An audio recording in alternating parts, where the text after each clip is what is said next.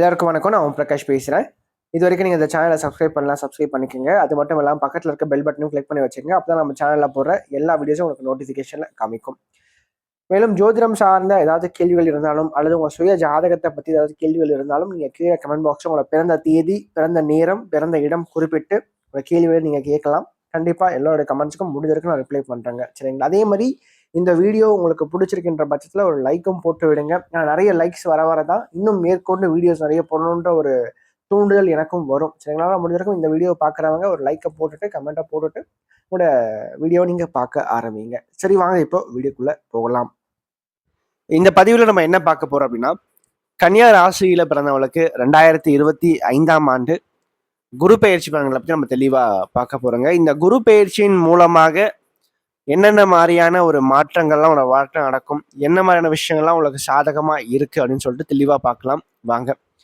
குறிப்பாக கன்னியில் வந்து பார்த்தீங்கன்னா உத்திரம், ஹஸ்தம், சித்திரை ஆகிய 3 நட்சத்திரத்தில் பிறந்தவங்களுக்கும் சேர்த்த மாதிரியான பலன்கள் எப்படி இருக்கும் இந்த குரு பயிற்சியில்னு சொல்லிட்டு இன்னும் தெளிவாக பார்க்கலாம். கன்னியா ராசி அதிபதி யாருன்னு பார்க்கும்போது புதன் தான். கன்னியா ராசிக்காரங்களை பொறுத்த வரைக்கும் குரு பயிற்சி எப்போ நடக்க போகுது? 2025 மே மாதம் 15ஆம் தேதி தற்போது இருக்கின்ற இதனால் வரைக்கும் இருந்த ரிஷப ராசியை விட்டு குரு பகவான் மிதுன ராசிக்கு பயிற்சி ஆகிறார்.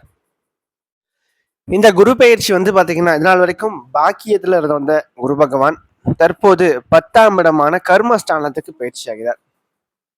10ஆம் இடத்துக்கு குரு வந்தாவே எல்லாருக்கும் ஒரு பயம் அப்படின்றது வந்துடும். சரிங்களா? ஏன்னா நிறைய பேர் சொல்லி கேள்விப்பட்டிருப்பீங்க 10ல் குரு பதவியை பறிக்கும் அப்படின்னு சொல்லிட்டு. அது உண்மையான ஒரு வகையில அது உண்மைதான். சரிங்களா? பட் ஆனா 100% உண்மை கிடையாது. 10ல் குரு இருக்கும்போது என்ன பண்ணுவார்னா, ஏன்னா குரு வந்து ஒரு சுபகிரகம். ஒரு சுபகிரகம் திரிகோணத்துல அமரும் போது நன்மையை செய்யும். அதாவது 5ஆம் இடம், 9ஆம் இடம், ஸோ இந்த இடங்கள்ல அமரும் போது அதிகமான அளப்பறியாத நன்மையை செய்யும். அதே சுபகிரகம் 4, 7, 10 ஆகிய கேந்திரத்தில் அமரும் போது கொஞ்சம் நன்மையை குறைத்து செய்யும். ஏன்னா சுபர்களுக்கு திரிகோணத்திலையும் பாபர்களுக்கு கேந்திரத்திலையும் வலு வந்து அதிகம்னு சொல்லியிருக்காங்க. சரிங்களா? அந்த வகையில பார்க்கும்போது 10ஆம் இடமான அந்த கர்மஸ்தானத்துக்கு குரு பகவான் வர்றதுனால 10ல் அமர்றதை விட அவர் பார்க்கின்ற இடங்களுக்கு அதிகமான ஒரு வலு இருக்கு அப்படின்னு சொல்லலாம். சரிங்களா? ஸோ அந்த வகையில பார்க்கும்போது குரு பகவான் 10ஆம் இடத்துல இருந்து அவருடைய பார்வைகள் எங்கெல்லாம் விழுதுன்னு பாருங்க. ராசிக்கு 2ஆம் இடத்துலையும், ராசிக்கு 4ஆம் இடத்துலையும், ராசிக்கு 6ஆம் இடத்துலையும் அவருடைய பார்வையானது விழுது. 2வது, இதனால் வரைக்கும் ராசிக்குள்ள கேது அமர்ந்திருந்தார். அந்த கேதுவும் பார்த்தீங்கன்னா இந்த மே மாதம் பயிற்சி ஆகிறார். அதாவது 12ஆம் இடத்துக்கு பயிற்சி ஆகிறார். பொதுவாக கேது ராசியை விட்டு போறதே ஒரு மிகப்பெரிய ஒரு பலம். உங்களை பொறுத்த வரைக்கும் உங்களை பிடிச்சுக்கிட்டு இருந்த உங்க மேல ஏறி உக்காஞ்ச ஒரு கிரகம் தற்போது உங்களை விட்டு இறங்கி போனாலும் ஒரு பாரம் குறையும், பிரச்சனைகள் கொஞ்சம் பாதிக்கு பாதி குறையும். அது மட்டும் இல்லாம கடந்த காலங்கள்ல சனியினுடைய நிலையும் அந்த அளவுக்கு சிறப்பா இல்லை உங்களோட வாழ்க்கையை பொறுத்த வரைக்கும். சரிங்களா? 6ஆம் இடத்துல இருந்து அதிகமான பிரச்சனைகள், தொல்லைகள், அலைச்சல்கள் சார்ந்த விஷயங்கள், பொருளாதார ரீதியாக செலவுகள், விரயங்கள், கடன் பிரச்சனைகளை கொடுத்திருப்பார், ஆரோக்கியம் பிரச்சனை கொடுத்திருப்பார். ஸோ இப்படியாக ஒருத்தருக்கு ஒரு மாதிரியான பிரச்சனைகள் சனியின் மூலமாக கடந்த காலங்களில் கிடைச்சிருக்கும். அவரும் பார்த்தீங்கன்னா 7ஆம் இடத்துக்கு வந்துட்டார். ஃபர்ஸ்ட் விஷயம், பொருளாதார ரீதியாக இருந்து வந்த பிரச்சனைகள், சிக்கல்கள் சரியாகும். முதல்ல அதுதான். சரிங்களா?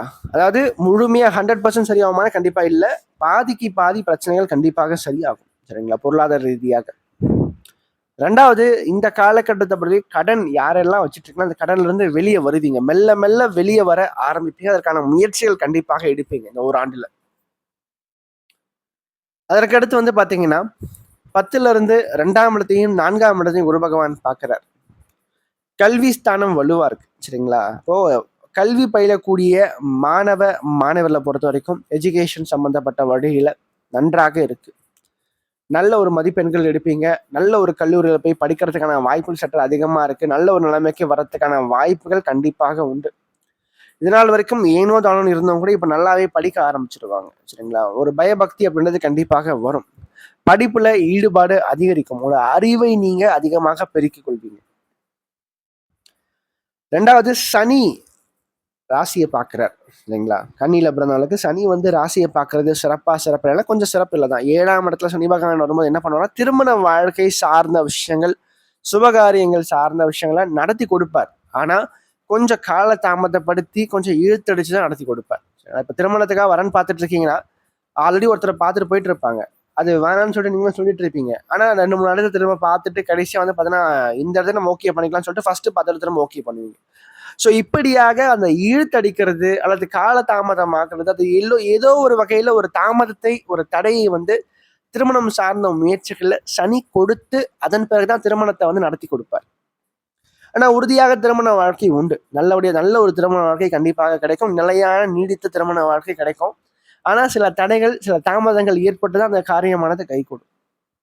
ஏன்னா 5ஆம் அதிபதி 7ல உட்காராரு. சரிங்களா? அது ஒரு சிறப்பான ஒரு அமைப்பு தான். 2வது இந்த டைம்ல வந்து பார்த்தீங்கன்னா, தங்க நகைகள் வாங்குறது. ஏன்னா 2ஆம் இடத்தையும், 4ஆம் இடத்தையும் குரு பகவான் பார்க்கறனால, கண்டிப்பாக தங்க நகைகள், ஆடை, ஆபரணங்கள் சார்ந்த விஷயங்கள கண்டிப்பாக வாங்குவீங்க. நெறைய தங்கம் வாங்கி குவிச்சு வைப்பீங்க. சரிங்களா? அதாவது குவிச்சு வைக்க மீன்ஸ் காசு எவ்வளோ காசு உங்ககிட்ட இருக்கோ, உங்களுடைய பலம் எவ்வளவோ, உங்கள்ட்ட ஃபினான்ஷியல் ஸ்டேட்டஸ் எவ்வளவோ, அதுக்கு ஏத்த மாரி நீங்க தங்க நகைகளே வாங்கி குவிப்பீங்க. சரிங்களா? அதுதான் விஷயம். 2வது ராசிக்கு 4ஆம் இடம் வலுவான சுகமான ஒரு வாழ்க்கை வந்து கண்டிப்பாக அமையும். கொஞ்சம் ஓடிக்கிட்டே இருக்கிற மாரி இல்லாம, அலைச்சல்கள் இல்லாம இருக்கிற மாரி இல்லாம, ஓரளவுக்கு உட்காந்த இடத்திலேயே வேலை செய்கின்ற தன்மைகள் நெறைய பேருக்கு வரும். உட்காந்த இடத்திலேயே வேலை வாங்குவீங்க எல்லாருமே. அத்தகைய ஒரு நல்ல ஒரு அமைப்பும் இருக்கு அப்படின்னு சொல்லலாம். 2வது சொத்து பத்துக்கள், வீடு, மனை, வாகனம் சார்ந்த முயற்சிகள் வெற்றியை கொடுக்கும். குறிப்பா ஒரு வீடு கட்டுறது, வீடு வாங்குறது, இது சார்ந்த முயற்சிகள் ஏதாச்சும் நான் பண்ணலாமா? அப்படின்னா கண்டிப்பாக பண்ணலாம். கட்டின வீட்டை வாங்குறதும் சிறப்பு தான். சரிங்களா? ஸோ ஓரளவுக்கு நல்ல ஒரு செல்வம், சொத்து பத்துக்கள் சார்ந்த விஷயங்கள கொஞ்சம் அமைச்சு கொடுறதுக்கான சில விஷயங்கள குரு பகவான் செய்வார். அதாவது நல்ல விஷயங்கள் கண்டிப்பா உண்டுங்க இந்த குரு பயிற்சியில. எல்லாமே டோட்டலா அவுட்டும் கிடையாது. நல்ல விஷயங்கள் கண்டிப்பாக உண்டு. 2வது 6ஆம் இடத்துல ராகு வராரு. ராகு 6ல இருந்து 6ஆம் இடத்துல குருவினுடைய பார்வையில இருக்கார். அப்ப சிறப்பு தான். ராகுவுக்கு கேந்திரத்துல திரிகோணத்துல குரு இருக்கார். அப்ப கண்டிப்பா இந்த டைம் வந்து ரொம்ப ஃபேவரா இருக்கு அப்படின்னு சொல்லலாம். உங்களை பொறுத்த வரைக்கும் நல்ல ஒரு வருமானம், நல்ல ஒரு லாபம், வாழ்க்கை துணையார் மூலமாக கண்டிப்பாக கிடைக்கும். நல்ல ஒரு முன்னேற்றங்கள் கண்டிப்பாக உண்டு. லைஃப் பார்ட்னர் உங்களுக்கு ரொம்ப சப்போர்ட்டிவா இருப்பாங்க. அதே போல 12ஆம் இடத்துல கேது கொஞ்சம் வாழ்க்கை துணையார் அந்த கணவன் மனைவிக்குள்ள அந்த ஒற்றுமை, அன்பு சார்ந்த விஷயங்கள சின்ன சின்ன கருத்து வேறுபாடுகள் அவ்வப்போது எட்டி பார்க்கும். அவரு அந்த பொறாமை சார்ந்த விஷயங்கள், கொஞ்சம் அந்த பொசசிவ் சார்ந்த விஷயங்கள் கொஞ்சம் அதிகமா இருக்கும். அதனால கொஞ்சம் அந்த புரிதல் இல்லாம இருக்காதீங்க. கொஞ்சம் விட்டு கொடுத்து போங்க. கொஞ்சம் அனுசரிச்சு போங்க. அது ஏன்னா கேது 12ல இருக்கனால அந்த தாம்பத்திய சுகம் சார்ந்த தடை, குறைபாடுகளை கொஞ்சம் கொடுப்பார். அதையும் கொஞ்சம் நீங்க பார்த்துக்கிறது சிறப்பா இருக்கும் அப்படின்னு சொல்லலாம். சரி 10ல குரு வரார். என்ன பண்ணுவார்? 10ல குரு இருக்கும்போது வேலை ரீதியாக, தொழில் ரீதியாக, வியாபாரம் சார்ந்த வழியில அலைச்சல்களை கொடுப்பார்.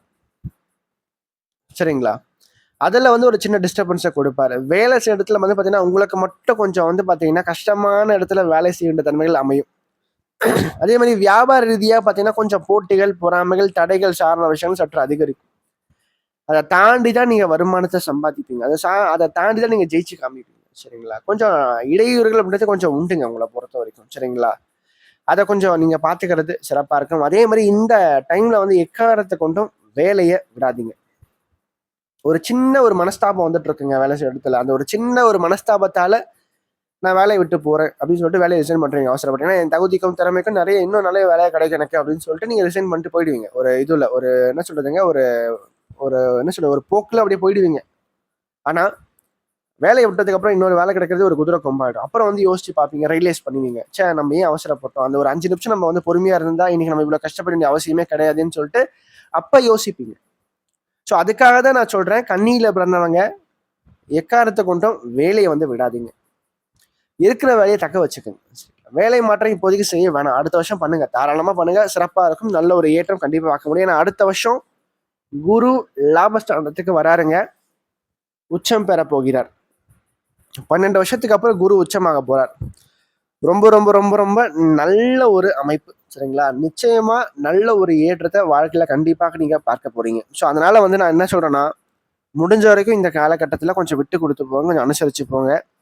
வேலை ரீதியா பெருசா எந்த ஒரு மாற்றம், எந்த ஒரு முயற்சியும் பெரும்பாலும் எடுக்காதீங்க. இருக்கிறதே போதும்னு சொல்லிட்டு தக்க வச்சுக்கோங்க. நிச்சயமாக உங்களோட வாழ்க்கை ஒரு சிறப்பான ஒரு வாழ்க்கையா அமையும்.